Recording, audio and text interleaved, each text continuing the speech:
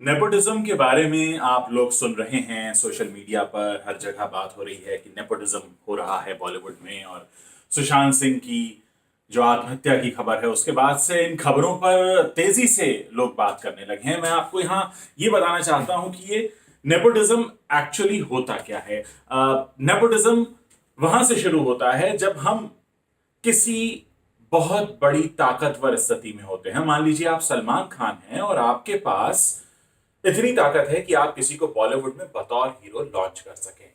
और ऐसे मौके पर जब आप एक हीरो को लॉन्च करना चाह रहे हैं, उस समय आप अपने आसपास जितना भी टैलेंट है उसको अनदेखा करके सूरज पंचोली को लॉन्च कर दें एज ए हीरो।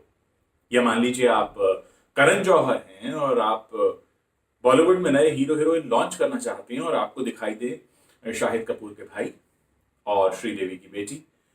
यानी आप ऐसे लोगों को बढ़ावा दें जो आपके करीबियों के बच्चे हैं या आपके दोस्तों के बेटे बेटियां हैं या आपके परिवार से ताल्लुक रखते हैं। यानी एक ताकतवर स्थिति में होते हुए भी टैलेंट को अनदेखा करके सिर्फ अपने करीबी लोगों को बढ़ावा देना नेपोटिज्म कहलाता है। ऐसा नहीं है कि सिर्फ बॉलीवुड में ही नेपोटिज्म है। बहुत सारी इंडस्ट्रीज में इस तरह का परिवारवाद, भाई भतीजावाद चला करता है। राजनीति में तो खास करके हमने देखा है पिछले कई सालों में।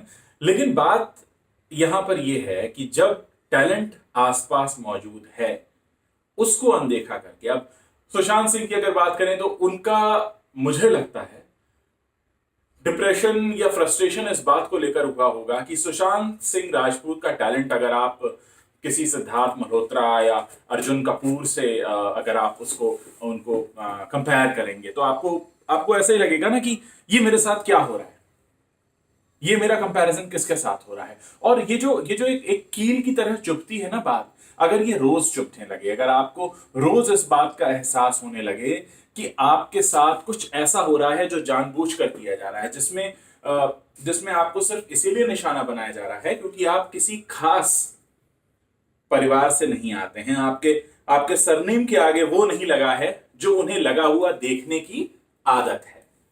यहां से शुरू होता है नेपोटिज्म। और अगर एक कलाकार को उसके किए गए काम के लिए इज्जत ना मिले, उसे सिर्फ इस बात से आंका जाए कि वो यूपी, बिहार या किसी दूसरे प्रदेश के किस शहर से आया है, उसका तो यहां से कोई लेना देना नहीं है, कोई ताल्लुक नहीं है, वो फिल्म इंडस्ट्री से नहीं आता, ये सारी बातें जब आती हैं और उसके टैलेंट को इस तराजू में तोला जाता है, और खासकर ऐसे लोग जब उसकी घेराबंदी करते हैं जो सो कॉल्ड उस इंडस्ट्री के गॉड्स माने जाते हैं, भगवान माने जाते हैं, तो भगवान की तरफ से जब नाइंसाफी होती है ना तो इंसान टूट जाता है। जब भगवान की तरफ से नाइंसाफी होती है तो इस तरह के कदम उठाते हैं लोग, खासकर जिन लोगों से आपको उम्मीदें हों। सब जानते हैं कि बॉलीवुड में कुछ खास ग्रुप हैं जहां से अगर आपको काम मिलता है तो आप रातों रात सुपरस्टार बन जाते हैं। और यही ग्रुप्स जब आपकी अनदेखी करने लगे, यही ग्रुप्स जब आपको इस तरह से एक बाहर का रास्ता दिखाने लगे कि नहीं, तुम हमारे बीच से नहीं हो, तुम टैलेंटेड होगे तो क्या हुआ लेकिन तुम हमारे बीच से नहीं आते, ये होता है नेपोटिज्म और ये होता है भाई भतीजावाद। सिर्फ बॉलीवुड ही नहीं बल्कि हो सकता है आप जिस दफ्तर में काम करते होंगे वहां पे भी ऐसा होता होगा कि कोई बॉस का फेवरेट है, वहां फेवरेटिज्म है, ग्रुपिज्म है, कुछ खास लोग मिलकर किसी एक या दो व्यक्ति को दबाने की कोशिश करते हैं। देखिए होता क्या है बॉलीवुड में कि बॉलीवुड में जो लोग हैं वो पहचाने जाते हैं, उनको मिला छोटा सा प्रोत्साहन, उनको मिला छोटा सा अवार्ड भी बहुत बड़ा होता है, इसलिए लोग रिलेट करके देखते हैं। खाली बॉलीवुड ही नहीं, बहुत सारी इंडस्ट्रीज में ये होता है और बहुत समझने की जरूरत है कि अगर इससे कोई बचा सकता है, इस तरह के अत्याचार, इस तरह के अन्याय, इस तरह के भ्रष्टाचार से अगर कोई इसे रोक सकता है तो वो आप लोग हैं।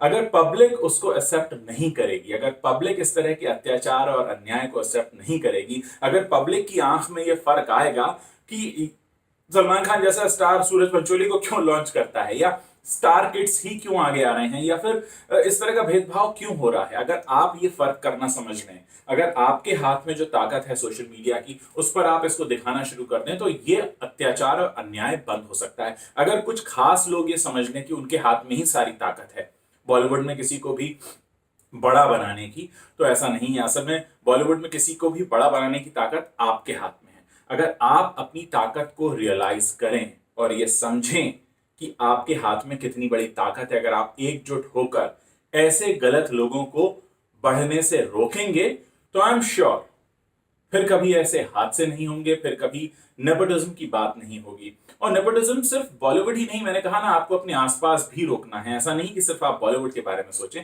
आपको अपने आसपास भी सोचना है कि आसपास कैसे आप इस तरह की घेरेबंदी को, इस तरीके के परिवारवाद को, इस तरह के फेवरेटिज्म को आप रोक सकते हैं।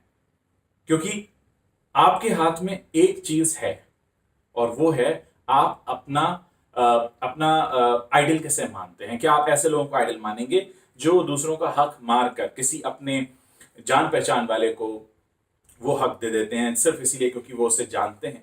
तो फैसला आपको करना है। आप, आई एम श्योर कि आपको नेपोटिज्म का मतलब समझ में आ गया होगा। अब इसके बाद आगे करना क्या है, ये आप लोगों को तय करना है। Thank you.